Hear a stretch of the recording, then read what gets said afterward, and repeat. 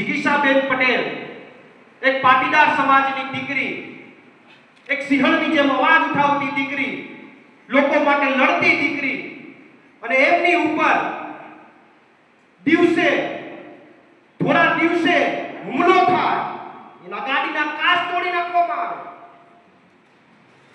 તો એ law and order ક્યાં છે? આનો પ્રશ્ન છે આ ગામમાંથી સરકારનો. થોડા સમય પહેલા તમને ખબર છે વિસાવદરની અંદર માનનીય હરેશભાઈ સાવલિયાને ખોટી રીતે જેલમાં નાખી દીધા. પટેલ સમાજના આગેવાન, પટેલ સમાજનો ઉભરતો ચહેરો જેલમાં નાખ્યા. છોડો ખોટી રીતે એની ઉપર પાસા કરી પાછા બીજી વાર જેલમાં નાખ્યા. એકવાર મજા મોવાઈ. યુવરાજસિંહ ઉપર હુમલો થયો, બનાવટી દૂધ માટે ગયા તો એની ઉપર હુમલો થયો, એના ગાડીના કાચ તોડી નાખ્યા. હુમલા આમ આદમી પાર્ટીના લોકો ઉપર થાય છે, અત્યાર સુધી કોઈ કોંગ્રેસ ઉપર હુમલો થયો એવું દેખાતું જ નથી. છેલ્લા 5 વર્ષમાં સાંભળ્યું કે કોંગ્રેસ વાળા ઉપર હુમલો થયો? છેલ્લા 5 વર્ષમાં તમે ક્યાં સાંભળ્યું કે કોંગ્રેસ વાળા જેલમાં ગયા?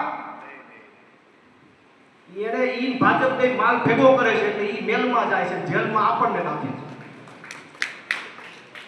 માલ ઈ ભેગો કરે છે એટલે ઈ મેલમાં રહે છે અને આપણને જેલમાં નાખે છે. તો મારો ગુજરાતની જે કંઈ પણ વ્યવસ્થા છે, લો એન્ડ ઓર્ડર ઉપર પ્રશ્નાર્થ છે મારો, કે થોડા દિવસે એક મહિલા ઉપર, એક દીકરી ઉપર, આ ગુજરાત પાર્ટી છોડીએ, પહેલા તો એ ગુજરાતની દીકરી છે, પટેલ સમાજની દીકરી છે, એની ઉપર હુમલો થાય અને હજી એમાં કઈ આગળની ગતિવિધિઓ નથી.